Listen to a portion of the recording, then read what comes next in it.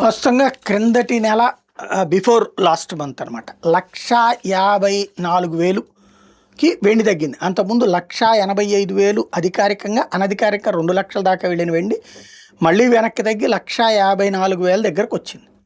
మరుసటి రోజు నుంచి మళ్ళీ 1,55,000 దగ్గరికి పెరిగి ఇప్పుడు అది కాస్త 2,44,000 రేంజ్లో 2,56,000 దాకా వెళ్ళి మళ్ళీ 2,44,000 రేంజ్కి వచ్చింది. ఇదే సందర్భంలో చైనా ఇదివరకు తన దేశంలో ఉత్పత్తి అయిన వెండిని ఇతర దేశాలకు అమ్మేది. ఇప్పుడు ఎలక్ట్రిక్ వాహనాలకు సంబంధించినవి కావచ్చు, సెమీ కండక్టర్ చిప్స్లో కావచ్చు వాడుతూ ఉండటం, దాంతో ఒకటిగా బంగారం వెండిని ఒక డిపాజిట్ లాగా లేకపోతే ఒక ఆస్తిలాగా చైనా ప్రజలు భావిస్తూ రియల్ ఎస్టేట్లో పెట్టుబడులు పెట్టడం మానేసి బంగారం వెండి కొనుగోలు చేస్తున్నారు. దాంతో ఇప్పుడు వెండిని ఎక్స్పోర్ట్ మీదన బ్యాన్ పెట్టింది తాజాగా చైనా. ఇది మరొక కీలకమైనటువంటి అడుగు. వెండి మీదన ఇక పైన ఇతర దేశాలకి అమ్మబోవట్లేదని తేల్చి చెప్తోంది.